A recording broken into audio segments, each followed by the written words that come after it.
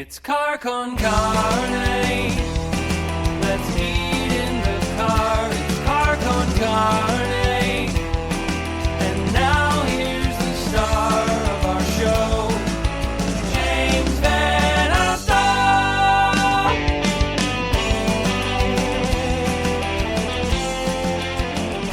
And welcome back to the working week. It is Car Con Carne. I'm James Van Alstyne. And Car Con Carne is sponsored today by Siren Records in McHenry, 3902 Main Street, Siren Records in McHenry.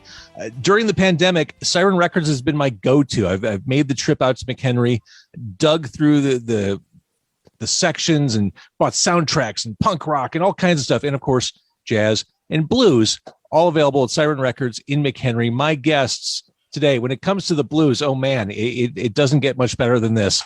He is the founder, the owner, one of the blues' most important evangelists. Alligator Records, Bruce Iglauer. Bruce Iglauer. That's how they say it in Japan. Stop it. And along with Bruce Iglauer, the boss of Alligator Records, is hands down one of the most significant blues artists to emerge over the past 30 years. A woman whose Uncivil War album of last year is yet another masterclass on how the contemporary blues should sound. It's Shemekia Copeland. We're here to celebrate. Hi. Hello. We're here to celebrate 50 years of Alligator Records. If that young boy from Appleton had never made the trip to Chicago, this would be a much different interview today. If that young Bruce had never made that journey. Yeah, I could have been retired. I could have had a regular job. This coming weekend, we're recording this on March 8th. This coming weekend, it is Sweet Home Chicago, an online blues celebration. Performances from Billy Branch with the Sons of Blues. Also, Shemekia Copeland, Grammy-nominated vocalist. I can't speak today. I've had way too much caffeine. Little Ed Williams. He'll have his slide guitar. He'll have his fez. And Chicago blues guitarist and songwriter Toronzo Cannon. Bruce Iglauer will be the master of ceremonies, as is appropriate. And it's worth noting, when I book this podcast, I'm usually trying to match guests with available slots. I don't really think too much about where the dates fall. It is International Women's Day, and it is badass that one of the most awesome women in blues is here with us today. I just want to acknowledge the awesomeness that is Shemekia Copeland. So 50 years ago, Bruce, this, Hound Dog Taylor, this, I'm holding the cassette in my hands. This, not everyone has the cassette. This was a later. Makes you special. This was several years after the record. I want to say this was like late 80s when you put this out. Well, I'm not sure when we put out the cassettes, but there were no cassettes commercially. There were no cassettes, period, in 1971 when I started. There were those big, flat, black vinyl things. And that was what we put out that first Hound Dog Taylor record on, recorded in May of 1971, 2 nights in the studio, 4 hours a night, direct to 2-track. We mixed it as we went. I couldn't afford multi-track recording.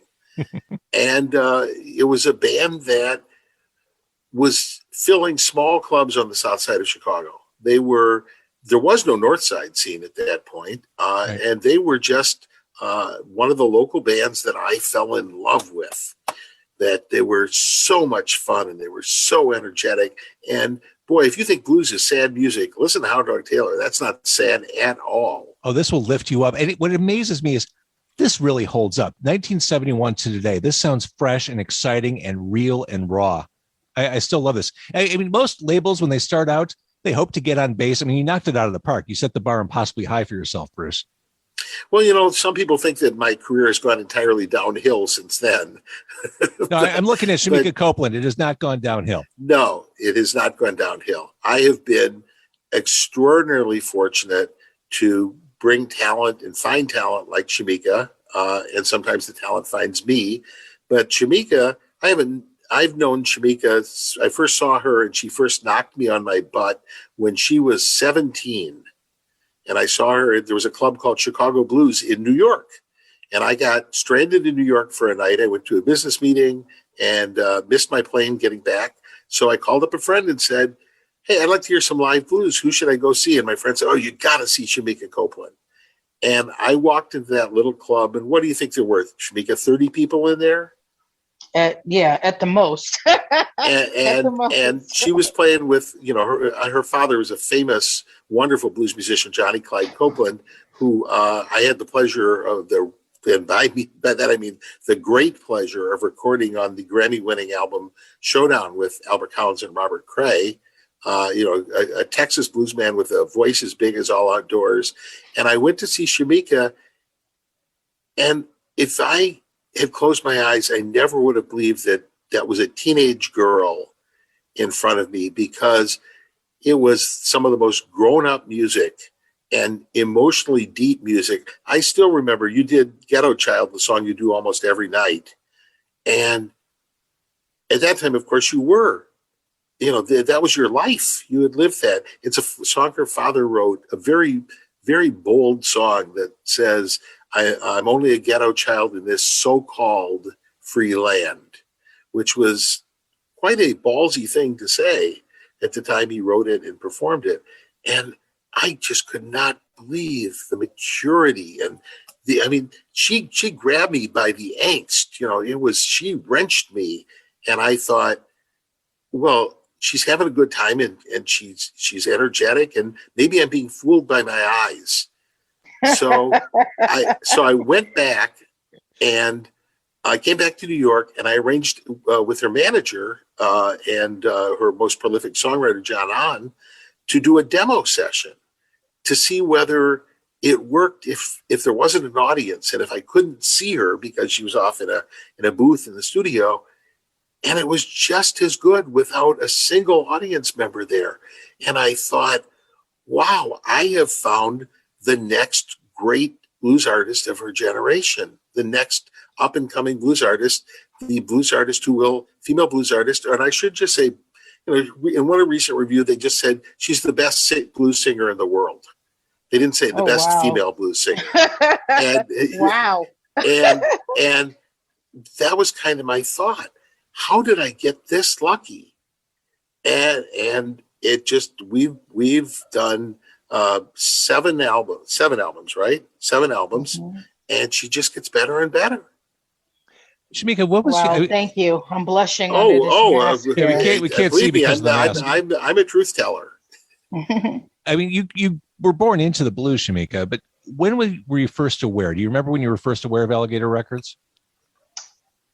I guess I was first aware during the Showdown record, but even then I was just, not even a decade old when that record came out. But that's when I first started hearing about Alligator Records and Bruce Iglauer. And I remember my dad coming home with the Grammy from that record. Oh, yeah. What a great experience. I was on my way to school, and he was driving by me in the van holding the Grammy out the window, look, baby, And so that was when I first became aware. But then, of course, life went on, and, I had absolutely no idea that, less than 10 years later, I'd be on Alligator Records, Well, let's talk about that.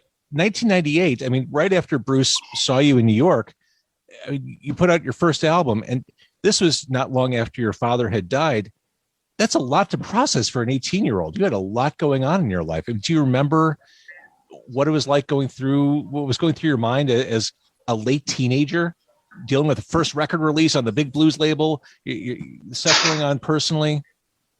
Yeah, it was a lot. I think that it was a lot, but at the same time, I was very, very well supported by family.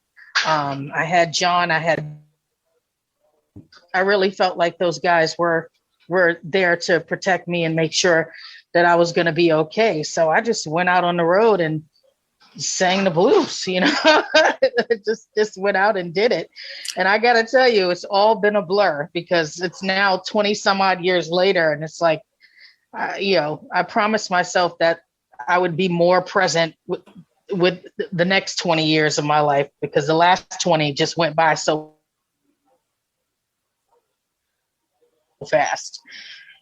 So again, I was recalling, I'm working on a 50th anniversary double LP, triple CD collection. And I was recalling that right after that record came out, I think weeks after it came out, Shemekia was in Chicago, and I got her booked on the Chicago Blues Festival, but not on the big stage. She was on the Crossroads stage, and pretty early in the day. And people people who had never heard of her came from every other stage. Just the word got just spread across the festival grounds, and people dropped everything and rushed over. And she sold more CDs than any other artist on the festival. And she was literally unheard of in Chicago when she did that performance. And I remember because Shemeika, you would, at that point, you never took a drink. And somebody handed you something to drink because you were thirsty, and it was a beer. And I remember you took a little sip of beer and kind of made a face and put it down. Now she has a glass of wine now and then. Not now very often. Every chance I get. Now, whatever I can. It was amazing. I wasn't the only person who just thought this is something very special. And again, Sweet Home Chicago, the online blues celebration. Shemeika will be on that bill. Bruce, you are hosting it. That's happening starting on Saturday night, and that's going to be tremendous. I mean, the lineup, you've got people chiming in with well wishes, birthday greetings, the likes of Mavis Staples and Charlie Musselwhite, Marsha Ball, Corky Siegel. This is going to be fantastic. Staying on Shemeika's musical output for one moment, talking about her addressing, talking about her like she's not there. Shemeika, talking about the way you address social issues, uncivil war. Let's be honest, the country's broken. Blues can heal everything.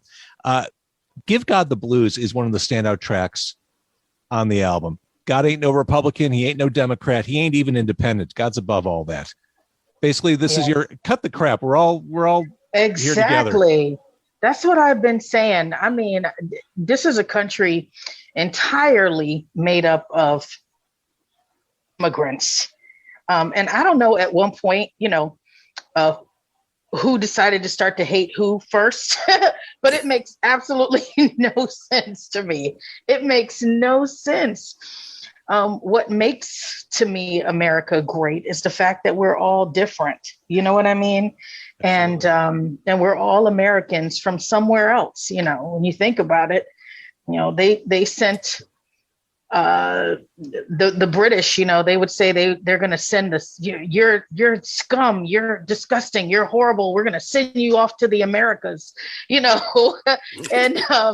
that's what they used to say. But then look what we made of this country. Look at what happened and how it got built up. And I just wish we could just, all the divisiveness and all that stuff would just stop. And we could just be what we're supposed to be, Ken. I'm telling you, we'd be a force to be reckoned with if we would just do what we're supposed to do. And if folks would stop listening or looking at their news channel of choice and deciding to hate everyone use the term else. News loosely. Yeah. Yeah, exactly. News channel of choice, and then decides, to hate everybody else. I mean, we just need to stop it. I'm so sick of it. Staying on the album, you cover Under My Thumb. Is the guitar sounds that Will Kimbrough makes the sexiest sounds alive, or is it just me? Especially in that song. I think everything he does is sexy, so I don't think it's just you. No, I think it's very, very sexy. We're learning more about you, James, because I've listened. I really like his guitar sound, but I didn't really think of it as sexy. On that particular song, on the cover of Under My Thumb, it sounds slinky and sexy and super cool. Yeah. Another song He's on a the super album, cool musician and producer. Yeah. Another song I want to talk about on the album is Dirty Saints. This is your love letter to Dr. John. And this is how I tie it all back to Alligator, because I think one of the first Alligator records I became aware of as a kid was Gumbo. I reissued Gumbo. Of course, it wasn't originally on Alligator. It was on Warner Brothers. I got rights to reissue it only on vinyl back when vinyl was the medium. This was in the 80s when I discovered it. Right. And we did a little reissue series of records from other labels. And I was able to acquire the original mixed master tapes. And I had to go to New York. They brought them over from the Atlantic. I'm sorry, it was Atlantic, wasn't it? The Atlantic Vault. And we mastered it for vinyl. And then the messenger stayed right there and took the tapes back.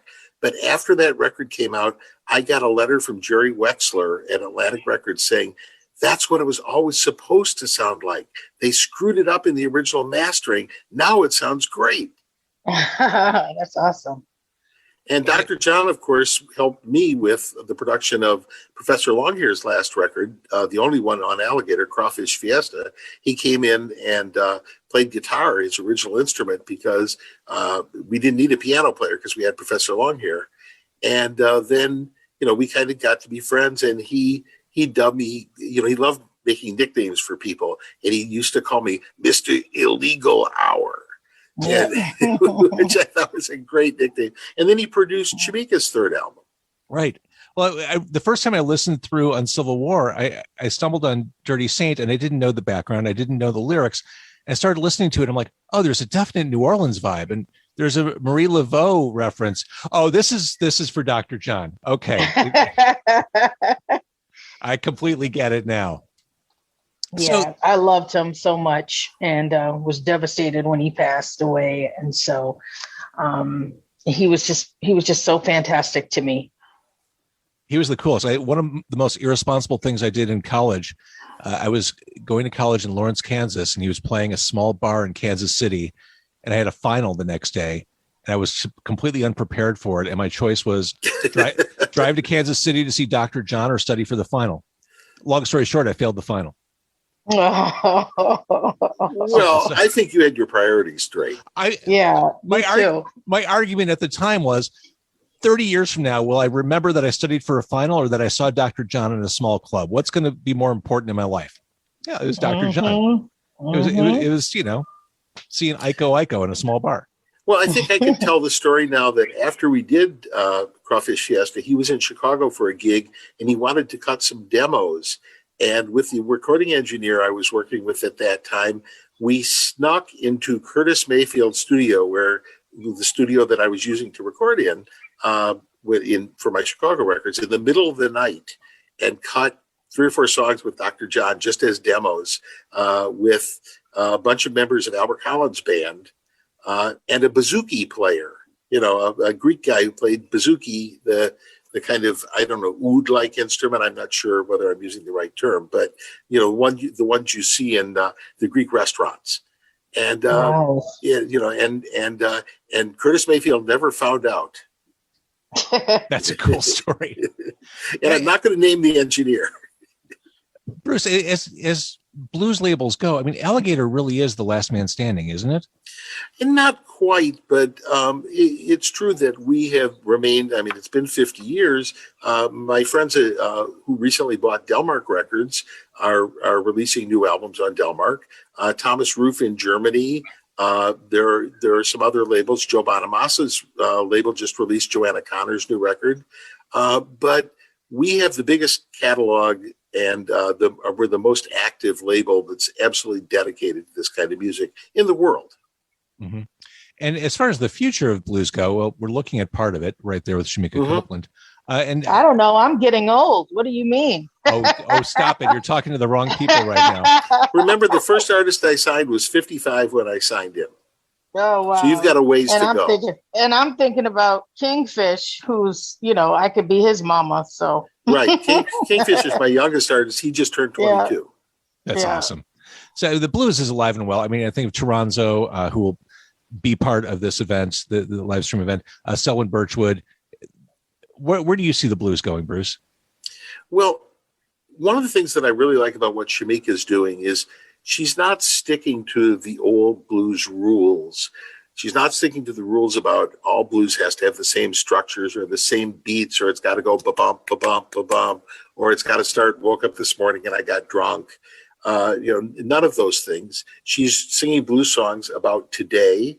She's singing from the point of view of a contemporary young person. Let's call you a young person. You're younger than I am. And she's singing about social issues. And now blues traditionally has been more about issues of personal relationships. But the thing that's been true of blues, and is true of what Shemeika is doing now, is it's all very direct, honest. It's not hidden in metaphors. It speaks straight from the shoulder and straight from the soul to the listener.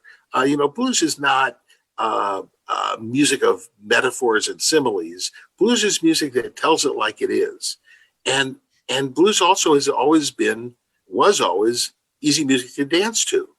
And if blues is going to continue, it's got to absorb the way people dance now, not the way people danced 10 and 20 and 30 years ago, not the way I used to try to dance when I failed to dance. It's got to speak to contemporary audiences. It's all about that angst, about reaching into you and reaching that deep spot and squeezing it out. Blues should make you feel better, but sometimes by making you feel worse before it makes you feel better. And so I love having visionary artists. I love having artists who aren't trying to do what's been done before. You're never going to do a Muddy Waters song the way Muddy did it and sound better. You're only going to sound worse. If you want to rethink it, if you want to reimagine the song, sure, great. But don't try to do what's already been done. Because when Muddy Waters came to Chicago, he had heard Son House and Robert Johnson, but he didn't come here to sound like them. He came here to create music that was influenced by them. And when B.B. King started out, he was very influenced by T-Bone Walker, but he didn't try to sound like T-Bone Walker. And the secret is to learn the tradition, absorb the tradition, and then make something of your own. And Shemeika is such a perfect example of that. Well, thank you so much. And, I adored Coco Taylor, but like the best compliment she ever gave me was that she loved me because I wasn't trying to be like her. Mm-hmm. Because I knew I couldn't. You know what I mean? I knew I couldn't. And so just try to be your own original self, the best version of you could possibly be. Carve your own path. Mm-hmm. Bruce, you mentioned you're working on the 50th anniversary comp. I'm holding the 45th anniversary comp here. How close are you to putting that one out? I think, it's hard to get vinyl manufactured these days. All the vinyl plants are backed up because there's this vinyl, I guess I'd say, craze going on. So we have the vinyl master and packaging at the plant, and we're trying to schedule the CD so it comes out about the same time. I'm hoping for June. Great. If the vinyl takes a lot longer, I may put out the CD first and just put out the vinyl when I can. But I know people have fallen in love with vinyl again. Now, I loved CDs because they were portable and hard to destroy. But vinyl is so much fun to hold and touch and read. It's got that visceral, physical feeling that you really own something. I agree. And, the 180 gram, that's hard to destroy. Or harder than records used to be. Yeah, but it's hard to play in your car too. Fair. But I'm one of those people. I collected vinyl like crazy as a kid, and I've come back to it, and it is kind of a crazed reaction. I'm one of those guys. There's my copy of Cold Snap behind me. I love having the records to hold and play. Oh, I have walls of vinyl, but I'm not so much a collector of new vinyl, because I like the portability of CDs. And now I actually use streaming services as well, even though, as Shemeika knows, they pay us far too little. Yes. All right. So we get to see, Shemeika, you play on Saturday, which, what a cathartic thing that must be for you after this past year. Yeah, it was a lot of fun to be on stage with real musicians, and we had a lot of fun. It was really, really a lot of fun. It was so great to be in the room with everybody together. The blues world is like a community, because this isn't like the hit rock and roll world. Blues is performed in a lot of places with no dressing rooms. So the artists are out there amongst the audience, and the artists are always out there with each other. One of the things I love about Chicago is people do all kinds of sitting in. If an artist doesn't have a gig, they'll go see somebody else and come up and play a song. So even though Shemeika wasn't able to perform with her own band, Billy Branch's band, which is a very fine group, rehearsed her songs and along with Little Ed's songs and Toronzo's songs, but just hanging out backstage and being this extended family of the blues, and you can feel it in the performances. Everybody's so excited to be playing music again. Oh, I can't wait. So that is on Saturday. You can watch it from that point forward. Sweet Home Chicago, an online blues celebration. And I want to say thank you to the people at Governor State University, because they're the ones who conceived of this. Originally, it was going to be a live concert. We started talking about this a year ago, January. And then when the pandemic hit, rather than just saying, well, we're going to shelve this, they decided, let's do it as a video concert. So they, brought in a crew. They put together the whole show and paid everybody, which was pretty nice because it's been very hard for musicians financially. Almost all musicians are self-employed, so they're part of the gig economy.